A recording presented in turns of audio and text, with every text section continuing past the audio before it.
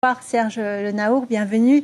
On vous connaît Bonsoir. pour votre implication dans le Téléthon chaque année. Aujourd'hui, vous voulez créer une association. Dans quel but ? Oui, en fait, le Téléthon, effectivement, c'est une fois par an et ça permet de récolter des fonds pour la recherche. On s'est rendu compte depuis 5 ans que je m'occupe du Téléthon, qu'il n'y avait pas d'association de personnes malades. Et que, étonnamment, à travers le Téléthon, il y avait plein de gens qui étaient mobilisés, mais les gens qui étaient concernés directement par la maladie n'étaient pas forcément majoritairement à vouloir s'impliquer. Donc on a voulu passer à une autre étape et créer une association. Alors d'abord, effectivement, pour recenser toutes les personnes atteintes par des myopathies. Oui, parce qu'il y a peu de chiffres finalement en Polynésie. Il n'y a pas vraiment de... C'est des estimations, Voilà. au même titre que on sait qu'approximativement par rapport au nombre à la population, il doit y avoir entre 150 et 200 cas de myopathie. Et pour ce qui est des maladies rares, on peut estimer à plusieurs milliers de nombre de personnes en Polynésie atteintes de maladies rares. Rappelez-nous peut-être, avant de poursuivre, ce qu'est une maladie rare finalement. Alors, une maladie rare, c'est une maladie qui touche...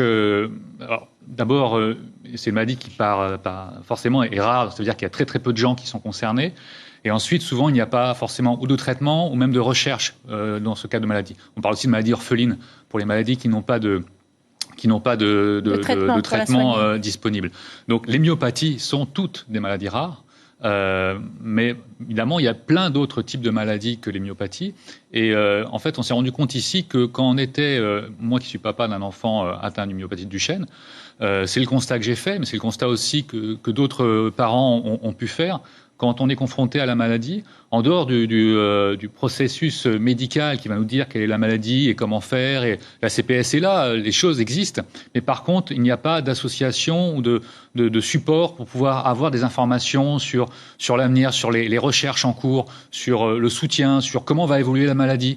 Ces informations-là que l'on cherche forcément quand on est atteint directement ou indirectement par une maladie comme ça. Partager finalement l'information, échanger. Voilà. Le but essentiel de cette association, c'est essayer de regrouper les gens atteints de maladies de ce type-là et ensuite d'essayer de faire en sorte que ça apporte un soutien pour ces personnes-là. Vous parliez de la CPS. Est-ce que vous vous sentez assez soutenu par la Caisse de prévoyance sociale ? La CPS fait ce qu'elle a à faire, c'est-à-dire que par rapport à une maladie, à partir du moment où elle est référencée, c'est-à-dire qu'elle est cadrée, on peut estimer qu'effectivement la prise en charge est correcte en termes médicaux, en termes d'évacuation sanitaire si nécessaire. Donc toutes ces choses-là sont mises en place. Et il y a des maladies qui ne le sont pas référencées ? Il y a des maladies qui ne sont pas forcément référencées, effectivement, et dans ce cas-là, c'est plus compliqué. Alors après, c'est les médecins qui doivent aussi faire les démarches, mais souvent les médecins ne sont pas forcément... Il y a quelques médecins référents sur le territoire, mais ces médecins référents ne peuvent pas être spécialistes dans toutes les gammes de maladies, c'est impossible. Et en dehors de ça, en dehors de ces médecins référents, il y a quand même des lacunes en termes de prise en charge. Ça fait partie aussi d'une des choses qu'on voulait mettre en place avec l'AFM, entre autres par exemple des cartes de malades permettant aux personnes atteintes de maladies rares comme ça de pouvoir être identifiées en cas de problème par le SAMU, par les SASTIM. C'est quelque chose qui existe en métropole et qu'on aimerait bien pouvoir mettre en place ici. En tout cas, on a un chiffre, c'est le dernier Téléthon et ce qu'il a rapporté en Polynésie, 11 365 000 francs. C'est ça. Félicitations en tout Merci. cas. Merci Serge Le Naour pour ces explications.